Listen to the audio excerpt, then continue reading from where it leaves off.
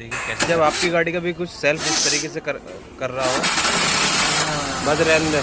तो इस कंडीशन में सेल्फ ख़राब हो जाता है। उसको सबसे पहले मैंने खुलवाया, खुलवाने के बाद में उसको पार्ट्स देखे उसके क्या क्या ख़राब निकले, और फिर मैकेनिक के पास ले गए।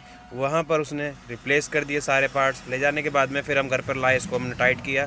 टाइट करने के बाद में सही से एडजस्टमेंट बैठाई हमने।